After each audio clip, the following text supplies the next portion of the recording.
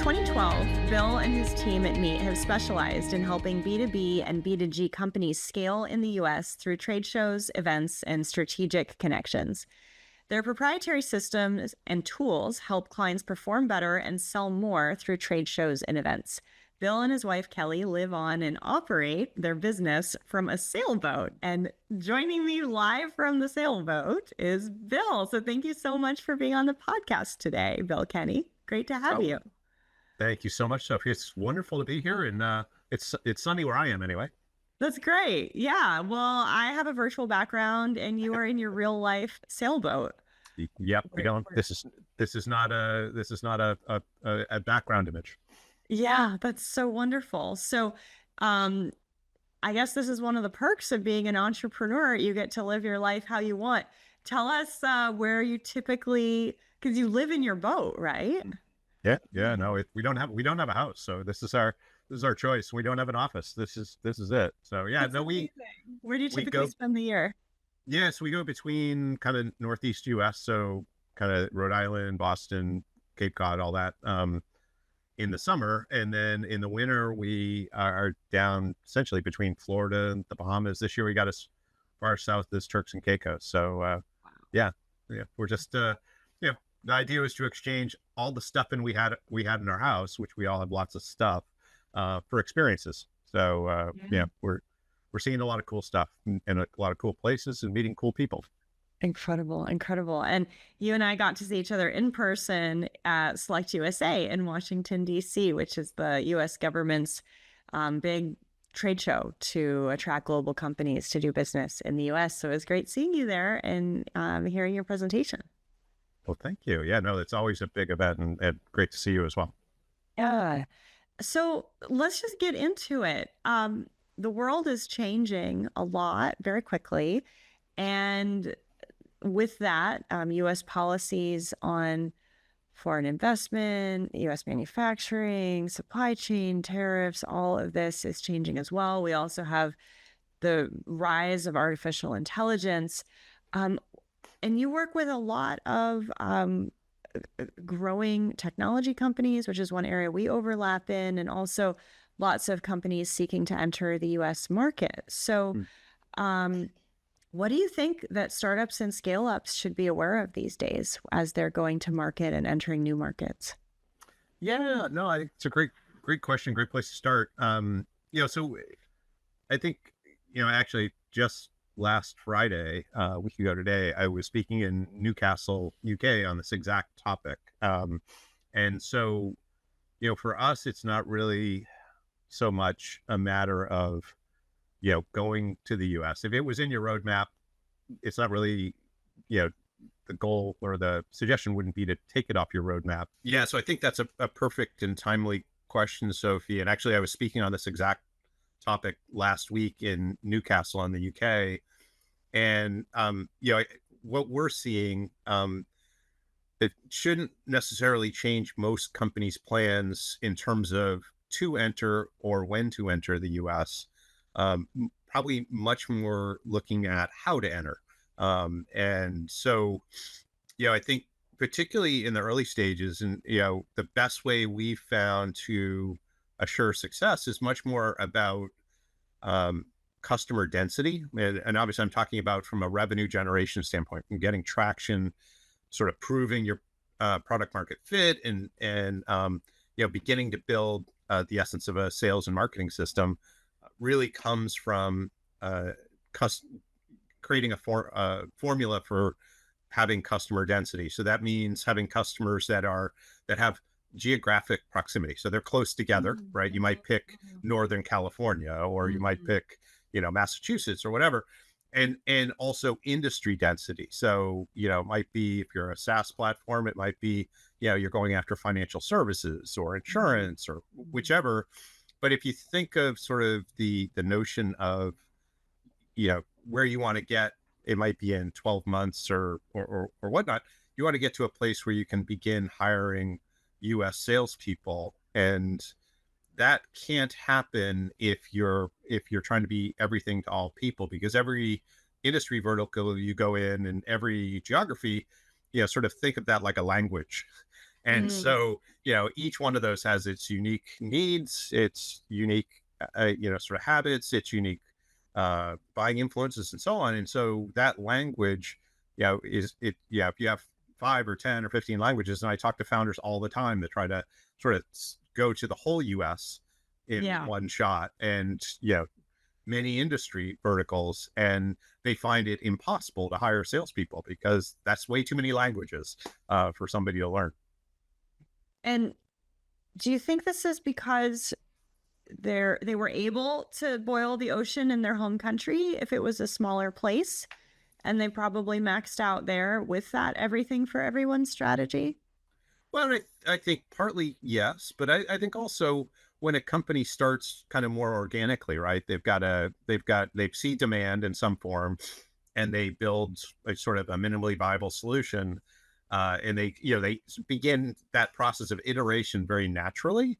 Yeah. They don't realize when they come to the U.S. they sort of have to begin that process of iteration. Be that with the product or be that with the customer development. And when you think about with the U.S., if you don't have density, and Mm. that's not, just even think about if you're coming over, for a couple weeks a quarter or even a couple weeks a month. Right. Imagine coming over, and every time you come over, you're going to a different geography. You have no benefit of network, Yes. right? Your partners, your customers, any affiliates in any form, might see you once a year, versus Mhm. really developing meaningful relationships that begin to bear fruit.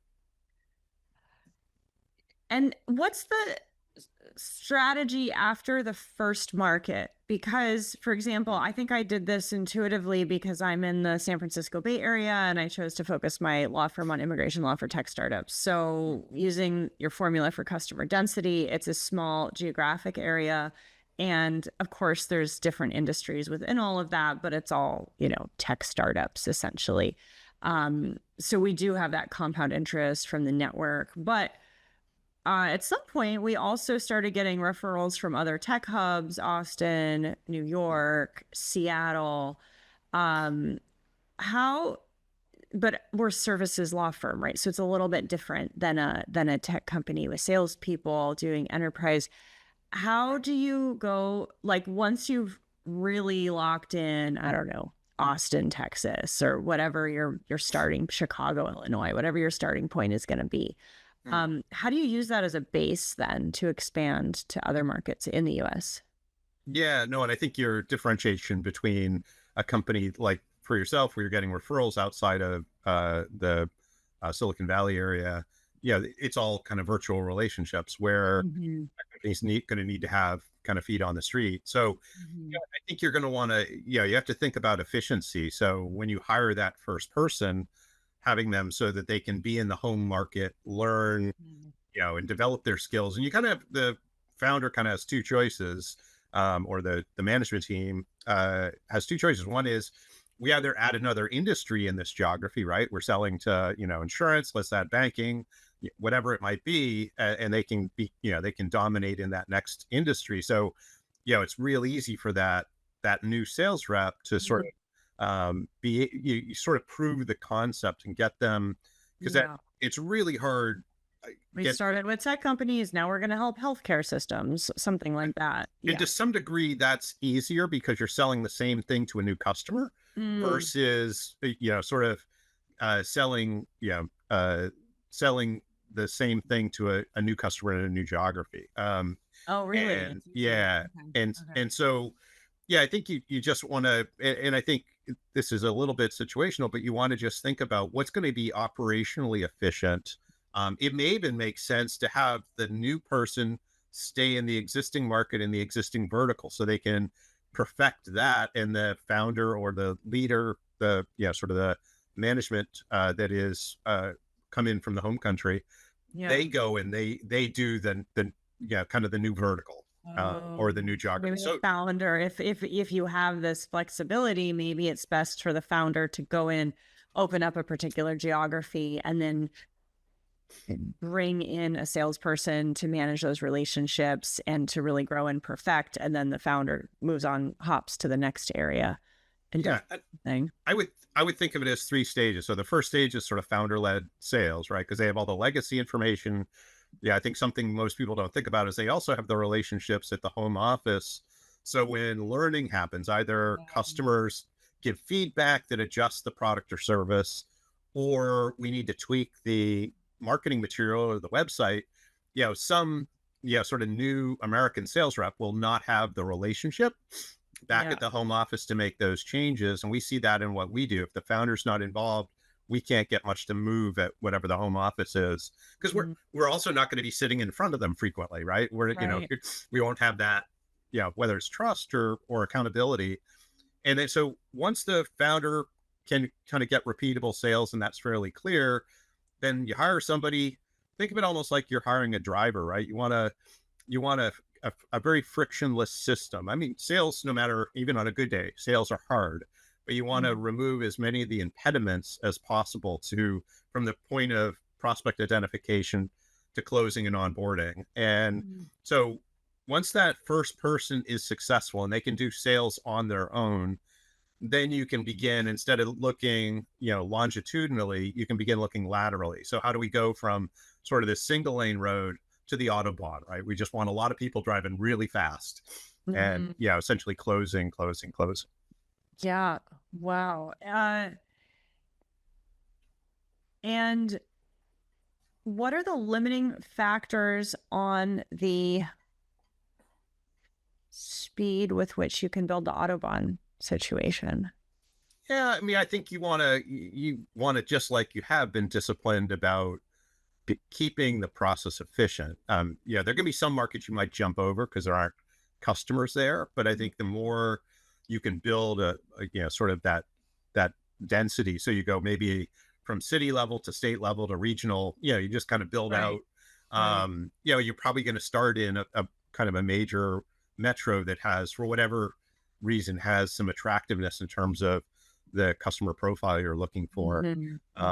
and ideally maybe has some ease of travel into from the home country, and not Right. ridiculous time zones and Right. things like that. But I think when you look to go more laterally, it's really about you know uh, just continuing to sort of watch the numbers and making sure that that ultimately the job of the leader is to make sure that they set people up for success. And I think Yeah. that's fundamentally that's the job. And then it's just sort of figuring out how do we do that? How do we remove those friction points? Yeah.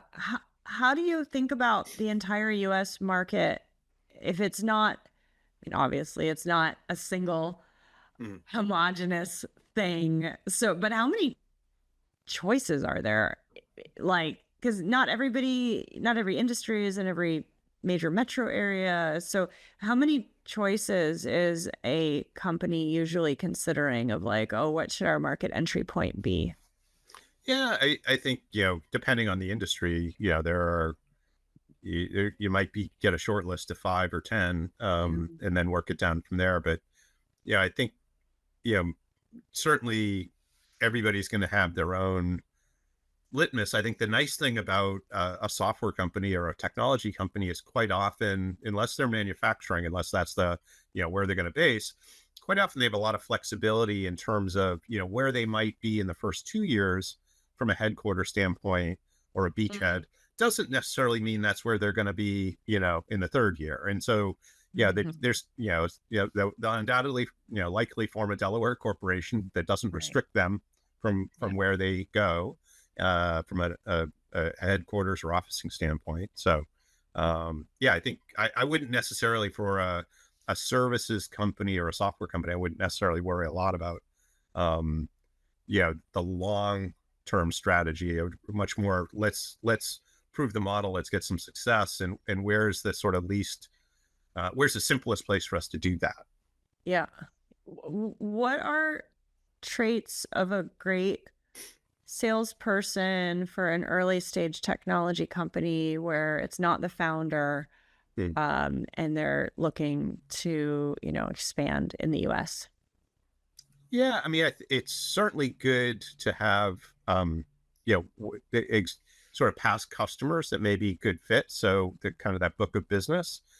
I think more than anything though is probably particularly with something that is a services sale is having empathy, being able to ask good questions to identify customer pain, to be able to even through questions identify the cost of that pain. But then obviously then you have an ability to justify whatever the investment is for that. But I think people buy for their own reasons. So I think that's from a very much from a technique standpoint. I think also people that I think, and this actually came up last week in some of the conversations in the UK, is you know having really, as you're interviewing people, asking questions not necessarily about what they can do but what they've done. So in other words, get sort of that behavioral information about, okay, so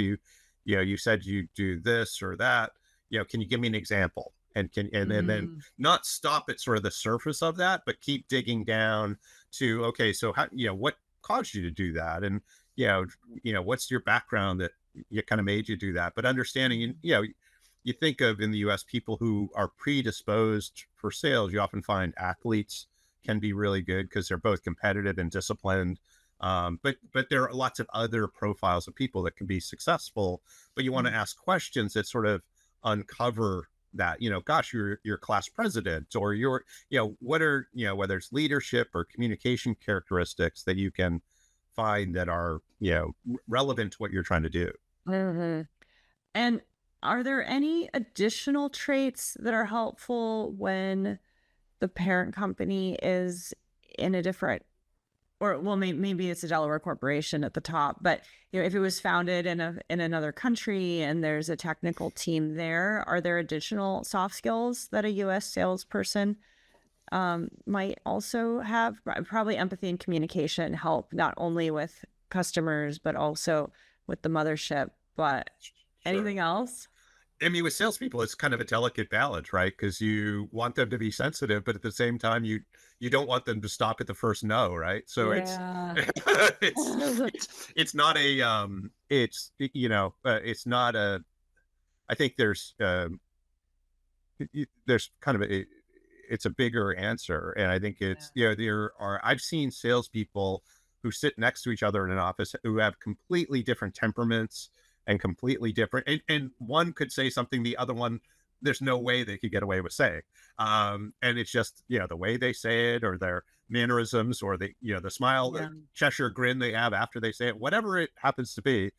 So I don't know that there's a magic formula. I think rather than assessing that, I would just suggest assessing more the history, right? So if you Mm. if you made President's Club at your last company, tell me about that. If you made it Yeah. 10 years in a row, tell me about that. Let's dig down into that and find out, how did it happen? How many sales reps were there? What did you do that caused that to happen? What made you different than everybody else? But dig down into, don't take the surface level sort of view Mhm. on that, but really dig Mhm. in and see how that matches. And if it was if they also evidence that they can get along with people, or maybe they've even worked with an international company before, and there's some history that would be germane. And I think one thing we see in our clients quite often, and it just I think it's a huge red flag, is they'll hire people who have, you've seen, move from job to job to job, where sort of they're not sticking anywhere for more than a year or 2 years. And I would just, I'd really be concerned about somebody Mhm. who I'd see that in their resume. Not to say that they can't figure it out, but I wouldn't start there. And are the salespeople the ones you also send to the trade shows, or are these like two different groups of employees at scale, or is it the same job function? Yeah, so that's a perfect question. So yes, so if you kind of have to back up from that for just a second. So if trade shows have a variety, it's almost like a three-ring circus, right? They have a variety of activities that happen. So Yeah. there's, assuming you're exhibiting, there's that activity. There's all the content. There are one-on-one meetings, and so you have to decide, of all the elements, who's best suited for each element. So, Mhm. you know, I would suggest that for a growth company, the purpose of the booth is to attract prospects. And a Mhm. prospect has need, they have money, and they're urgent. They have three three characteristics that define a prospect. Mhm. And so everything that you do in the booth should be to separate out the overall uh, your prospects from the overall attendee. So there are 10,000 attendees. You want to find the 30 or 40 or 50 that have a need for what you do. They have the budget for it, and they're urgent. And so you somehow have to get through in the 2 or 3 days the Yeah. 10,000 people to find those 30 or 40 or 50. And so I think there's that process, and salespeople Okay. probably aren't going to be needed for that, right? They're going to want to have 15-minute Mhm. conversations or 30-minute conversations, which, if it's 15 minutes, they're only going to talk to 32 a day. That's not enough, Right. right? So we want to have a technique there.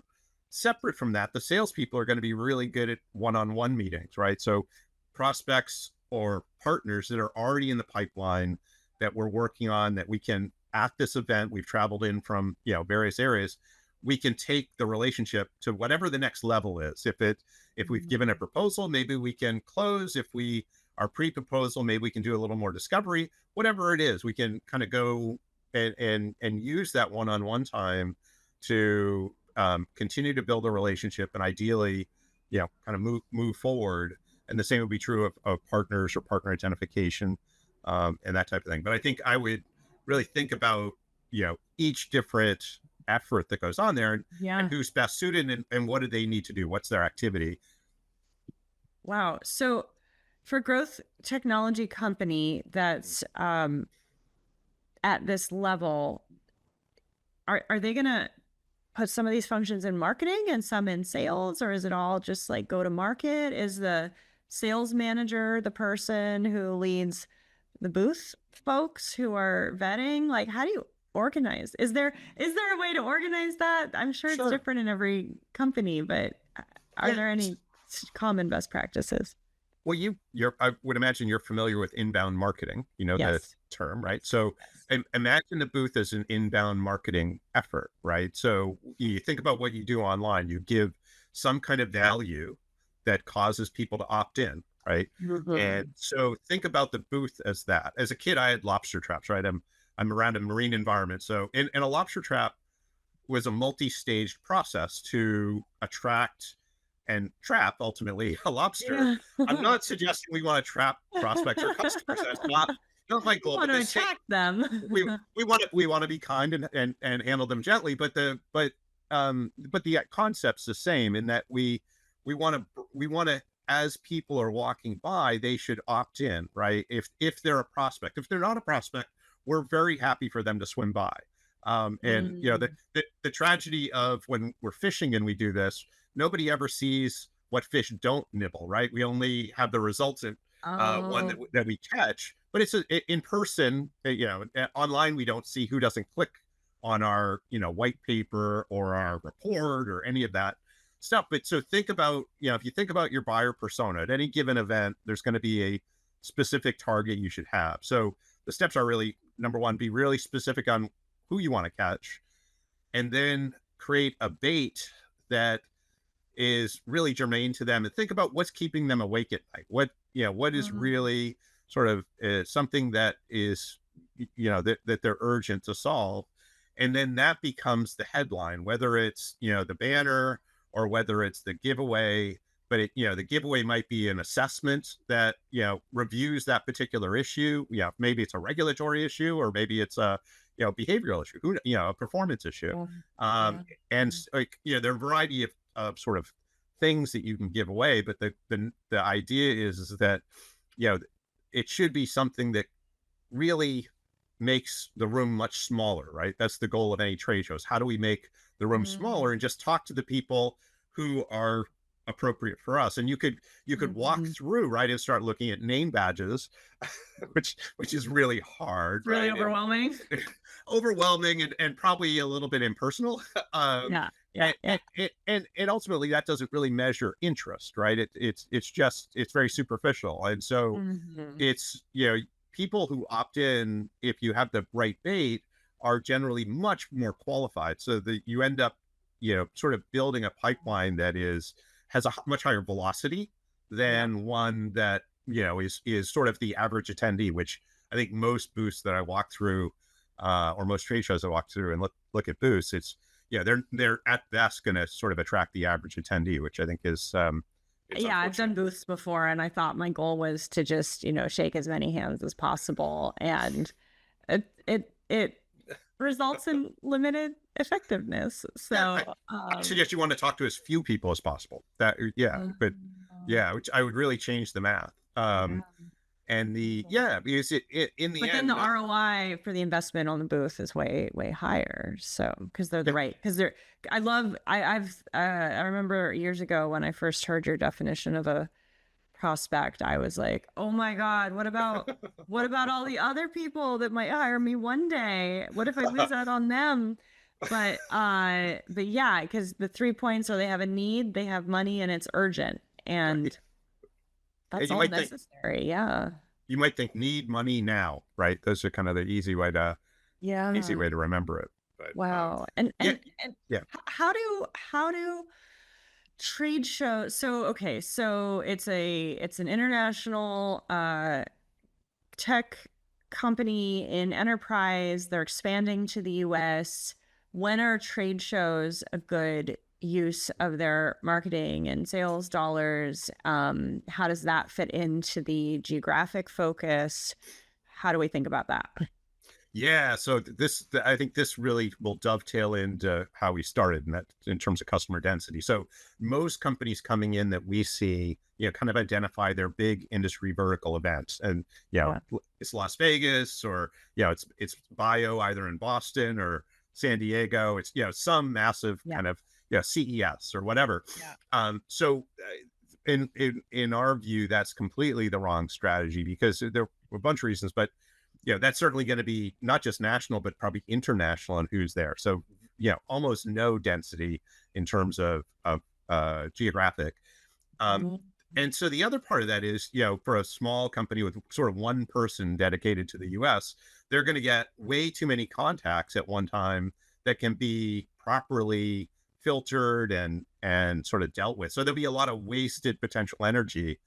So a much better strategy, and kind of the other big thing about going to national events, is they only happen once a year. And there are actually some national events that only happen once every 2 years. So at the early stages, the idea is really about test, iterate, test, iterate, test, iterate, because you're not just looking to get traction, you're looking to prove and improve a system. Um, Mm. and so you need some, some uh, frequency of activity in order to cause that to happen. So the same organizations and associations that host the national events often have local chapters, either state level or even regional or sub-state. And there are also lots of other organizations that act in most industries on a local level. They have events that happen every week, every 2 weeks, every 3 weeks, every 4 weeks. So Mhm. you can, and so you're dealing with kind of 100 or 200 people at a time versus, tens or even 100,000. And so, you get the right sort of velocity of contacts at any time. You're getting 5 and 10 that can easily be managed and processed. The other thing that I think is really important about this, besides kind of what we've already talked about, is, I think the thing that most people don't realize is that when you're expanding, there are a variety of stakeholders within the company that are a part of that journey, that support the journey. And certainly, Mhm. whatever founder is maybe moving to the new geography, their family, the other founders who are taking the responsibility that person, sort of vacated, Right, um, right. you know, the investors and any other stakeholders. I think the thing that most don't realize is every one of those stakeholders is committed only for a certain amount of time. And it's nobody advertises, right? Nobody's wearing a clock on their chest or on their forehead to say, Mhm. I'm good for a year, I'm good for 18 months or whatever. But there will be a point at which, if without a certain amount of reinforcement of that decision, those people will begin to sort of fall off. They're either, it probably starts as their effort getting less, all the way to them sort of separating. And so, the local and regional strategy has a whole nother effect besides, the speed at which you can move, and the efficiency. and the cost savings is, you're talking events that cost hundreds of dollars versus sort of tens of thousands. It also creates an environment of small kind of local wins, and sort of a frequency of wins. And in the US we would call those base hits. But having, instead of going for home runs where you try to get everything in one shot, having some, instead of that a long sales cycle, Yeah. having sort of smaller, sort of high frequency successes Yeah. reinforces for all those stakeholders. Not just reinforces it, but causes them to commit more, which is, in the end, what you want. If there's any tentative nature, you want people sort of all in. Hmm. It's so interesting. Okay, so we started by talking about just how we're in this, continually changing geopolitical, economic environment. Um, I mean, I imagine that everything you're talking about just becomes more important now than ever, given that, right? Right, you mitigate risk because the investment becomes much smaller and simpler, and you're kind of the third leg of the stool, besides density and customer sort of led sales, is agility, right? So having marketing and messaging and product agility so that you can adjust. But the Mm, thing is, if we wait another 4 years to begin the journey, then yeah. you're 4 years behind the market, you're 4 years behind the competition. You certainly can, and there are some that will, but we're, versus the first administration, where we probably saw a decent amount of that. We're seeing a lot Mm. less of it now. We're not seeing companies so much, sit on the sidelines and say, I'll just wait it out. I think we're seeing more and more companies Yeah, really. I think Yeah. like 2024 was a year of kind of holding one's breath and waiting, but Yeah. I'm seeing in the tech space lots of fundraising happening, lots of hiring happening, lots of US expansion, Mm. especially in my neck of the woods where it's so much about AI. This is really the place to be, Right. for so many reasons for startups that have to do with customers, but also brand attractiveness and ease of access to venture capital investors, having the people skills for the scaling infrastructure that's needed. So I think that kind of dovetails with the sales expansion strategy in the US. Um, what are some of the other types of considerations that companies that have the US on their sales expansion need to think about as they're entering the US market? Yeah, I think, making it, I'd say the big idea is that it's a marathon. It's not a sprint, right? So you have to set up everything with the thought that this is, we're sort of going into something that we're committed to this, Mm, and it needs to be sustainable for all the stakeholders in terms of, what people are putting in, probably in a big way for the founder who's going to be, kind of hopping over whichever pond they're coming from, sort of over to the US, and yeah. being able to sustain that effort, and not blow up any of the relationships at home. And I think most of our clients come to us after they fail at US expansion. So it's heartbreaking, and you absolutely hate to see it. But that's probably what's given us the insights that we have, is really debriefing with them in terms of, kind of where the wheels What fell are the off. most typical places where things go wrong? By far, number one, it could really be all of the top three, would be customer density, because Wow. that has such a big effect, and it actually even really kind of affects, the other two, which are, the founder led sales, at least for the, kind of initial phase, and then and then having an agile platform to kind of Wow. adjust the product and the and the go to market. Yeah, because that can really vary widely from country to country, right?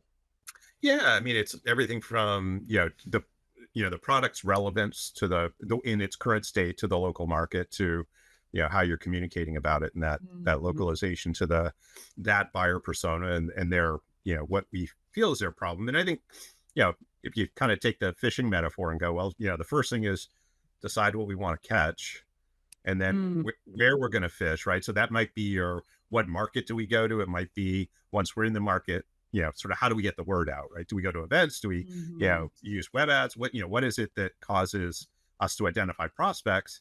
And then finally, what bait do we put in the water that attracts and converts them? And I think anyone that fishes, they may not change what they want to catch. That may be a sort of Mhm. a fixed commodity, but they very likely will change where and what bait, right? So where are we Yep. going? We should test those assumptions, just like any good fisherman, tests a variety of baits, and so it's really about kind of figuring that out. In the both of those will change over time, right? The fish we're catching will go to deeper water, or Yeah. seasonally they'll be in different places.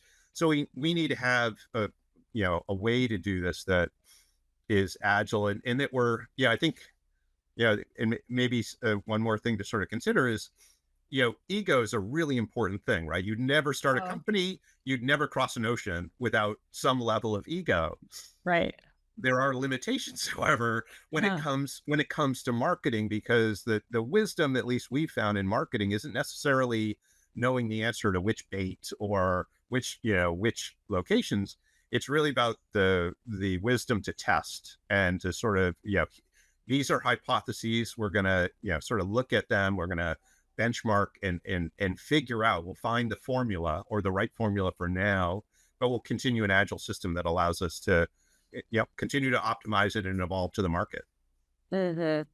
So I don't really know enough about fish to know if this is still in line with the metaphor. But let's say you're in a place with a lot of fish Mhm. and you're getting like 4 to 7 types of fish. Mhm. But it's kind of different which ones you get when and then what you do with them and um it and I guess that's kind of like a good problem to have, but then at some point do you differentiate and you're like, well, this person's going to focus on these fish at this depth in this season and then we're going to do special things with each fish. I think I know where you're going. Yeah. So, yeah. I mean, So I'm to, thinking about my own business, right? right. Because there's so many wonderful people who reach out to us for support, but what uh, a a funded founder needs is different from a big tech employee versus Mhm. a For sure. incubator or accelerator versus a university startup system, and so it's wonderful helping all of them, but also, I probably want to think about creating separate programs for each at some point. Right. So, yeah, I mean, I think just so the fish metaphor is clear. So there are 34,000 species of fish in the Oh, world, okay. right? Wow. There are many species have subspecies, some as many as a few hundred, right? So there are literally hundreds of thousands of types of fish Wow. we could go to catch, which is not much different than coming to the US, right? There are a lot of different Yep. flavors Yeah. Yeah. that we could have. And so it's never the situation where you would say if somebody comes in that we wouldn't help them, as long as they fit the Yeah. profile of somebody we could help.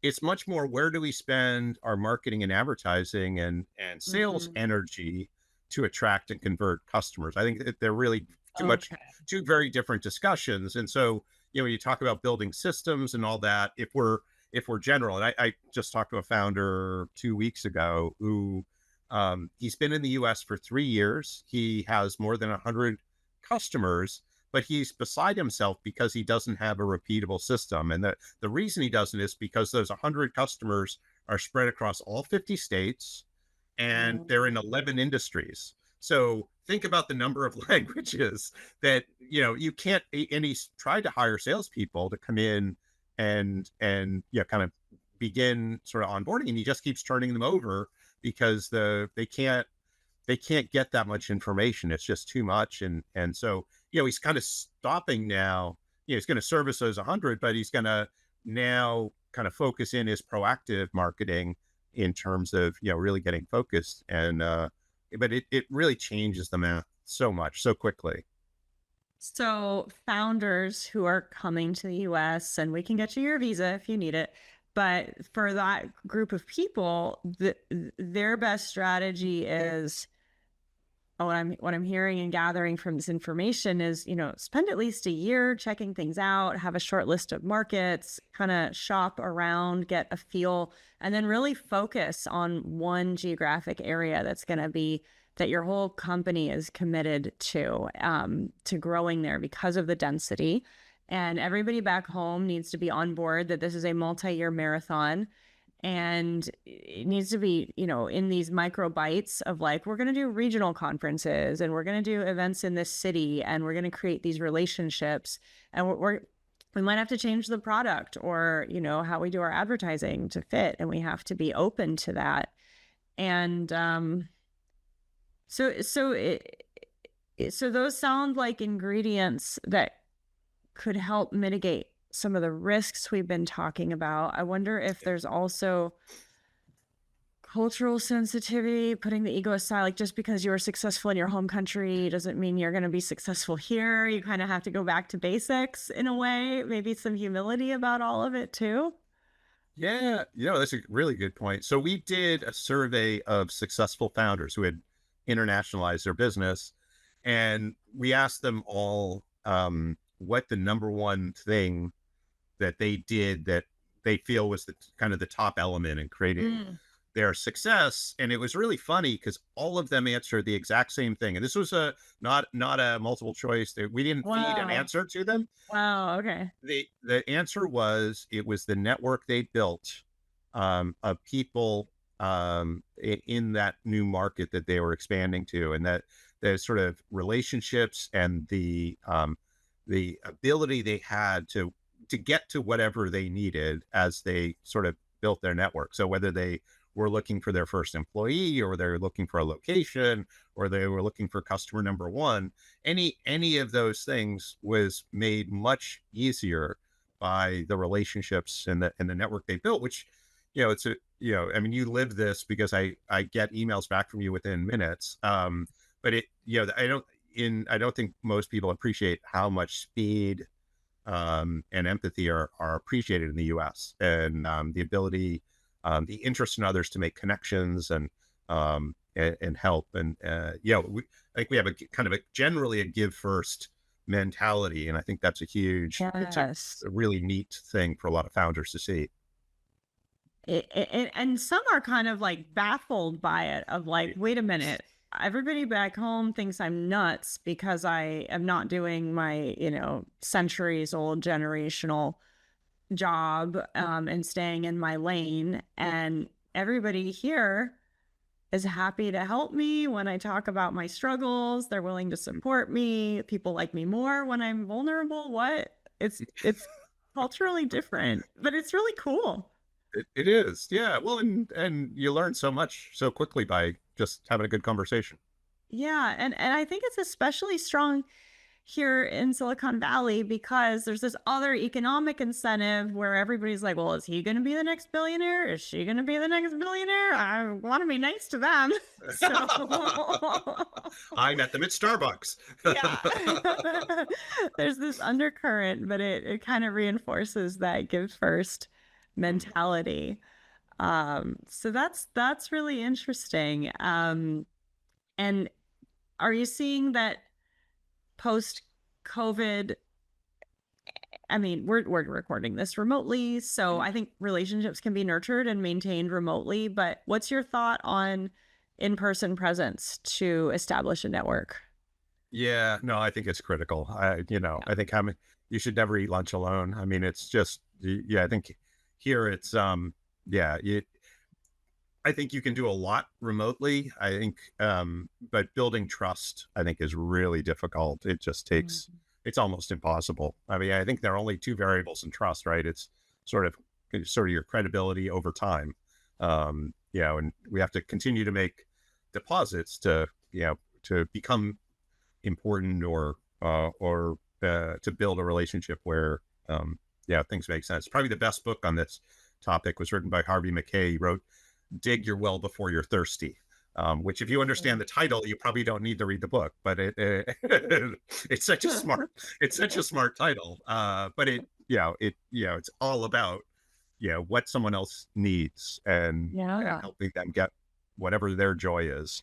Well, another question, because we were at Select USA, so there are these like government-backed trade missions and export assistance programs from various governments. There's, um, incentives to do manufacturing in the U.S. now. Um, and you also help with B2G, which is business to government, right? So, Yeah. what are some of the frameworks in which to consider some of these government opportunities for business expansion? Yeah, there are probably two pathways, and I should say most of our government work is defense and security. Oh, So, wow. and quite often those are dual use type companies. They Yeah, have some commercial product or service yeah. and some defense or security product or service. But you really have kind of two pathways. You have the, sort of direct sale. So in other words, you need to contract directly with the government or through partners. And so more often than not, the best path for an international companies, at least to begin with, is going to be to go through partners who have either the prime contract obligation or you're an embedded part of a solution Hmm. that they offer. And there are tons, most people now are referring to a lot of the defense incubators and accelerators Hmm. as the sort of largest VC firm in the world. But there are a variety of programs, and I'm a mentor for one that actually any international and domestic listener may want to know about, and that is NATO Diana, Oh, which, yeah, so it's a obviously a program put on by NATO, but it's a 13 city accelerator that is, I think there are three locations in North America, two in the US, and then the rest are in Europe. But it's all about advancing and in this case, dual use technologies for, mm. at least in part, for defense and security purposes. And yeah, it's a really amazing program, and certainly any companies that are listening that have that interest, yeah, it's great, and happy to help anyone make a connection to them. Oh, wonderful. Thank you so much, Bill. Sure. Um, so we just have a few more minutes left, and I would love your perspective on future proofing. Mm. So here we are. Where's the world going? How are businesses going to need to adapt and stay agile? Sure. Yeah. No. Yeah. I don't. I wish I had a crystal ball, and I think that's why. I think particularly with the current leadership. I mean, I think it's a fool's errand to try to predict. I think the things I would maybe gain solace from is the U.S. likely isn't going to change in being the very largest by some factor consumer marketplace in the world. Mm. That's I think that's going to be there probably very likely at least as a minimum for our lifetime. Mhm. And so then it's I guess is that important to you, and if it is, then even starting minimally, the sooner you start, the kind of the further ahead you get. So yeah, I wish I had the wisdom, but it's really about being agile. And I think, don't go to Las Vegas and put it all on one number, right? It's really, and I'm not saying have lots of, location bets or lots of industry bets, because I think we probably our clients, and we've probably proven over time that that's a really bad strategy. Mhm. But pick that, sort of dense region that you can start with, and place very small bets incrementally there, and just continue to bet, learn, and iterate, your how you're attracting customers. Yeah, and it's just like compound interest. It grows over time. Yeah, it's funny because we get to sort of see companies, and there's obviously lots of important skills within sort of the process of expanding. But when you think about it, you can get a lot of things wrong and still be, pull through it. You can't get revenue wrong. Right. It's, of all things, we have to get that right. It doesn't, the point isn't that it's perfect, and it won't be, even as good as you can plan. Planning only goes a certain distance, as Mike Tyson said, right? He said, Yeah, everybody has a plan until they get hit in the face. And I think, we're all gonna take those hits, but it's really how quickly can we adjust to that and learn from it and be better, the next day. Well, Bill, this was a wonderful conversation. Thank you so much for being on the podcast with me today. Oh, totally my pleasure. Thank you, Sophie. It's great to be with you. Thanks. And everybody, check out the show notes where you can connect with Bill Kenney and his company, meetroi.com. We'll include his LinkedIn profiles and company website there.